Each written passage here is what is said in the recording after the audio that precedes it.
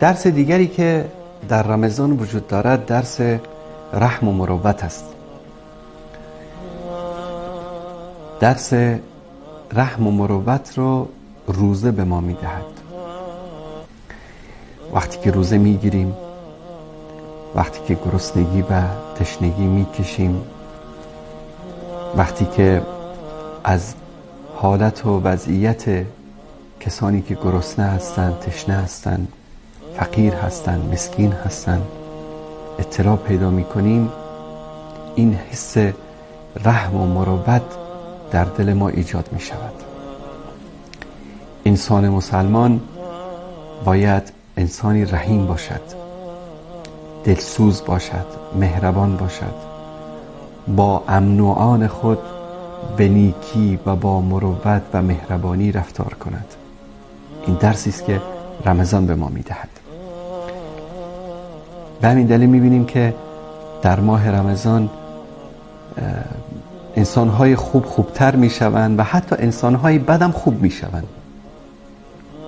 اما متاسفانه بعضیا همین که رمضان تمام شد دوباره برمیگردن به همون وضعیت سابق، که انه خداوند فقط در رمضان وجود دارد، که انه فقط این ماه هست که الله سبحانه و تعالی شما رو دارد میبیند و کنترل میکند.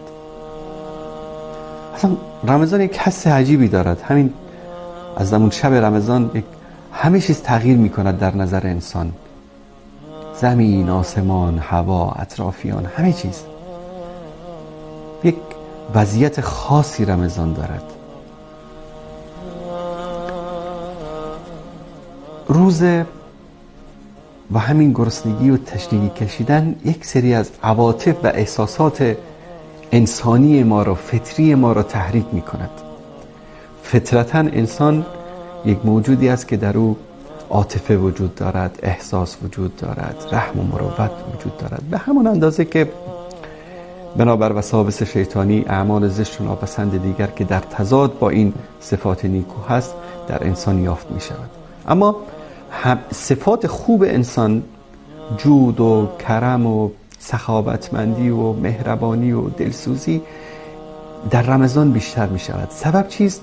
وقتی شما روزه می گیری اصلا تزکیه نفس و انسان زهد و تقوا داشتن سبب میشه که روح انسان تربیت بشه، روان انسان تربیت بشه. البته زهد و تقوا این نیست که انسان از نعمت‌هایی که الله سبحانه و تعالی براش آماده کرده از اونها استفاده نکنه، یا زهد و تقوا این نیست که شما مجبوراً در فقر و ناداری باید زندگی بکنی. زهد و تقوا این است که انسان همه چیز هست. مثلا انسان‌هایی هستن که شاید در سفره‌های افطاری که برای مستمندان آماده می‌کنن بهترین غذاها رو برای اون آماده بکنن، اما خودشون مثلا با یک 2 عدد خرما و یک لیوان آب و یک غذای خیلی ساده‌ای اکتفا بکنن. این رو میگن انسان زاهد، این رو میگن انسان متقی و پرهیزگار. زاهد پرهیزگار این است. اما اونی که نداره، فقیر هست، مسکین است یا مریض هست، نمیتونه بخوره و نمیخوره، این که توفیق اجباری است. این که زهد و پارسایی و تقوا و پرهیزگاری نیست. به هر صورت در رمضان همین روزه گرفتن، همین گرسنگی و تشنگی کشیدن، همین که انسان از ملذات دنیوی و شهوات دنیوی به دور می باشه، روح انسان تربیت میشه. اون روح پاک، اون فطرت سالم، اون روح بهشتی انسان، اون روح انسانی انسان تربیت میشه و اون است که میاد حرف اول رو میزنه. به خاطر همون انسان دلسوزتر میشه، مهربانتر میشه، خوشرفتارتر میشه، خوش اخلاقتر میشه، به جز عده محدودی که حالا در رمضان بد اخلاقتر میشن. اما عموما اصل بر این است که در رمضان مردم انسانهای خوبی میشن. و این دلیل چی است؟ سبب چی است؟ روزه گرفتن. روزه حقیقتا خیلی تاثیر داره. الان مثلا رسول الله صلی الله علیه و سلم میفرمایند که من استطاع منکم الباء فلیتزوج. کسی که استطاعتش رو داره میتونه هم بستری بکنه، میتونه ازدواج بکنه، زن بگیره. بعد میفرمایند که کسی که نداره روزه بگیره، کسی که استطاعت رو نداره روزه بگیره. چون همین روزه گرفتن تقلیل در خوردن و آشامیدن و البته روزه به معنای کلمه، یعنی روزه انسان چشمش روزه باشه، گوشش روزه باشه، نه اینکه طرف روزه بگیره بعد تلویزیون رو روشن بکنه صبح تا شب فیلم و سریال نگاه بکنه، یا روزه باشه و 24 ساعت موسیقی گوش بده. این نشد. این روزه اون اهداف روحانی و آسمانی و مقدسی که روزه داره رو این انسان نمیتونه به دست بیاره. انسان روزه داره واقعی که تمام وجودش روزه باشه، روح و روانش روزه باشه، گوش و چشم و دست و پا و همه شهوات خودش رو در قل و زنجیر روزه قرار بده، این انسان میتونه که از روزه استفاده بکنه. این انسان رمضان اون رو میسازه، رمضان اون رو از گناه و از شهوت و از مصیبت واقع شدن در گناه دور میکنه.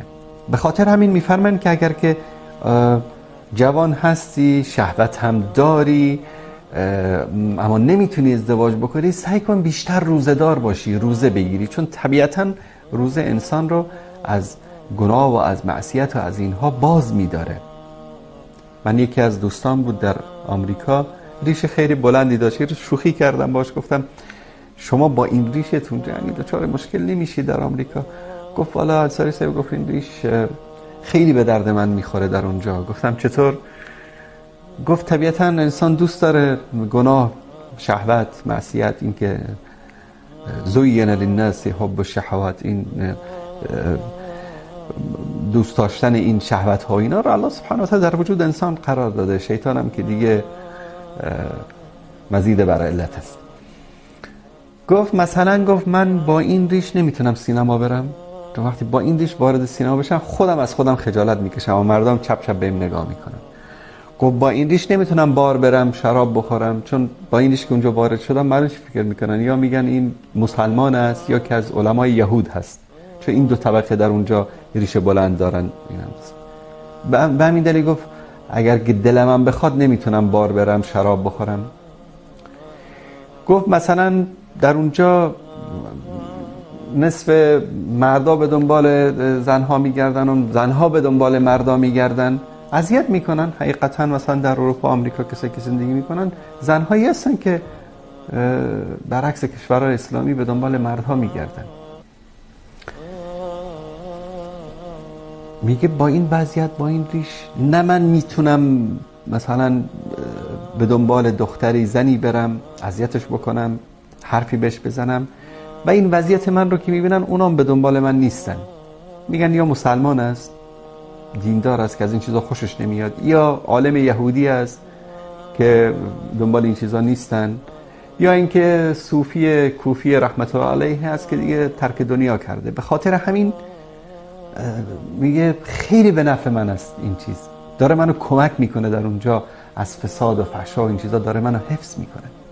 این عبادت اینطوری است، شعائر دین اینطوری است، انسان رو چه ظاهرا چه باطنا چه جسما چه روحا از گناه و از معصیت دور نگاه میکنه. و یکی از اینها چی است؟